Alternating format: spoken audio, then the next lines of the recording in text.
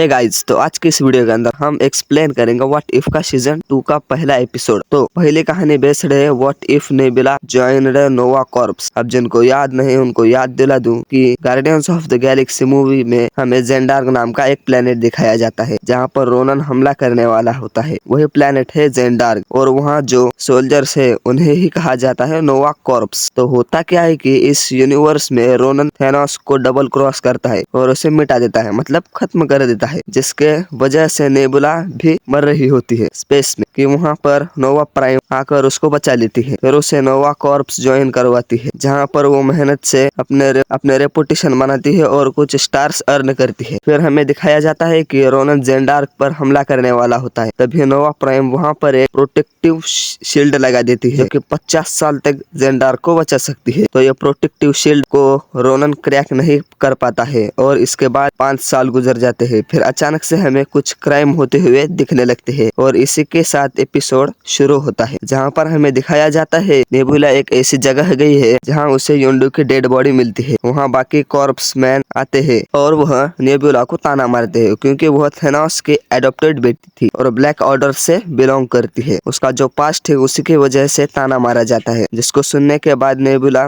वहां से जाने लगती है। लेकिन क्योंकि उसका एक पास्ट रह चुका है योंडू के साथ, तो वापस से वह उसी सीन में जाकर वहां पर इन्वेस्टिगेशन करना शुरू कर देती है कि वो पुराने रिकॉर्डिंग्स प्ले करती है जिसमें योंडू विसल कर रहा होता है और इसी विसन के वजह से योंडू का जो याका एरो होता है वह नेबुला के पास आ जाता है, जिसको वह एक हाथ में पकड़ लेती है। इसके बाद से वह एरो ग्रीन कलर में होने लगता है और फिर उसके सामने एक होलोग्राफी इमेज आता है कि किसी चीज का मैप या फिर कुछ रहता है, वह समझ नहीं पाती है। इसके बाद वह नोवा कॉर्प में रिपोर्ट करती है और बोलती है इसके बारे में पता करो। तो नोवा कॉर्प्स के पास कोई भी डेटा नहीं होता है इस चीज से रिलेटेड। कुछ देर बाद वहाँ नेबुला को कॉल आता है नोवा प्राइम से, जहाँ पर नेबुला तो पहले अपना से ग्रेटिट्यूड शेयर करती है, फिर उसके बाद बताती है कि योंडू की जो मौत हुई है इसके पीछे कोई जरूर बड़ी बात है, क्योंकि हमें योंडू के एरो में कुछ ऐसा मिला है जो हमारी मदद कर सकता है इस केस को सुलझाने में। तो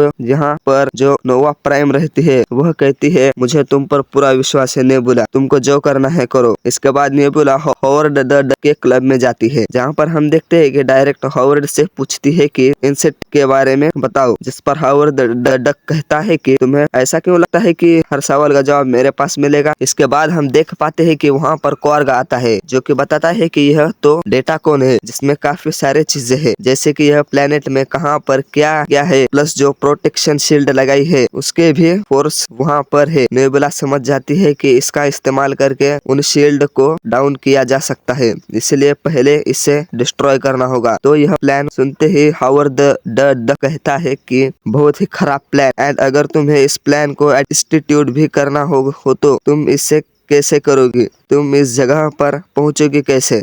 तभी नेबुला को याद आता है कि उसने एक ऐसे कैदी को पकड़ा था जो जेंडार को लीकल कर रहा था और इसलिए वह उसको छुड़ाने के लिए जाती है। यह और कोई नहीं होता बल्कि योन रॉक होता है और उसको जेल से छुड़ाने के यह लोग हाई सिक्योरिटी लेवल से भी क्रॉस करने के बाद यह लोग उसे मिंडेट कोड तक पहुंच जाते हैं, जहां पर नेबुला सबसे पहले डेटा को अपने अंदर ले लेती है। जब वह ले रही होती है तभी यहाँ पे योन रॉक उसको डबल क्रॉस करके उसके अंदर पेन ड्राइव घुसा के सारा डेटा ले लेता है और फिर वहाँ पर उसे मारने के लिए छोड़कर चला जाता है। फिर हम देखते हैं कि वह डेटा कॉर्प हिट हो चुका है और वह ब्लास्ट होता है। नेबुला उससे किसी तरह से बचते हुए बाहर आ जाती है और फिर पिंक रिवील होता है कि इन सबके पीछे योन रॉक नहीं बल्कि इन सबके पीछे नोवा प्राइम थी, जो कि बताती है कि कभी ना कभी तो शील्ड डाउन होता और फिर रोनन यहाँ पर आके हमला करता, इसलिए मैंने उससे डील क्रॉस कर ली जहाँ पर मैं उसके साथ मैं चली जाऊंगी और मैं उसके साइड में जाऊंगी और सेफ रहूंगी और मेरे साथ रहने वाले लोग भी।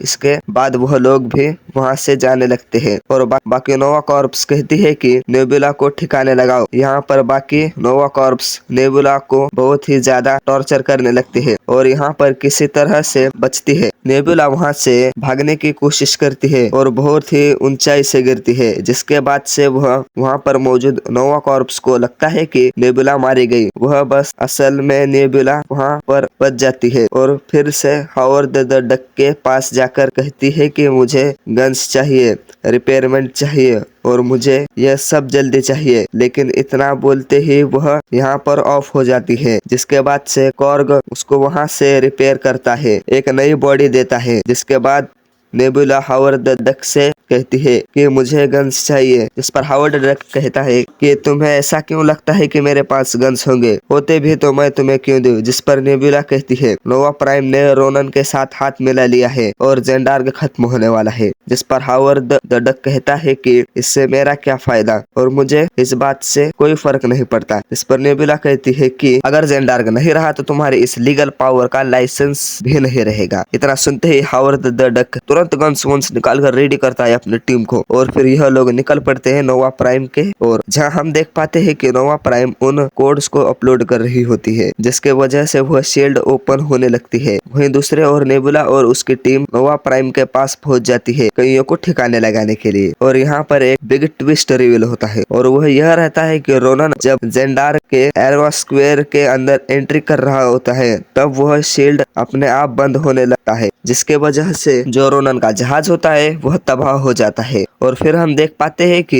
यहाँ पर नेबुला ने उसको डबल क्रॉस कर लिया है, मतलब कि जब वह डेटा कोड से डेटा कॉपी कर रही थी तब उसने वहाँ पर थोड़ा सा चेंज कर लिया था, जिसके वजह से यह चीज हो पाई। ऐसा होते देख वहाँ पे जंग छिड़ जाती है और फिर हम देख पाते हैं कि नेबुला नोवा प्राइम को पकड़ने जाती है। इन दोनों के बीच क्लैश होता है, जिसके एंड में नोवा प्राइम ऊपर से गिर के मर जाती है। और फिर हम देखते हैं कि जेंडार्क की जो शील्ड है वह हट जाती है, क्योंकि नेबुला ने अपने दिमाग से जेंडार्क को बचा लिया, उसके दुश्मन का भी नामो निशान मिटा दिया। फिर हम देखते हैं कि जेंडार्क में 5 साल के बाद सूरज की किरणें आती है और इसे देख वहाँ के लोग खुश हो जाते हैं। और इसी के साथ यह एपिसोड यहाँ पर खत्म हो जाता है। और ऐसा है तो हमारे चैनल को जरूर सब्सक्राइब करें बाकी एपिसोड देखने के लिए।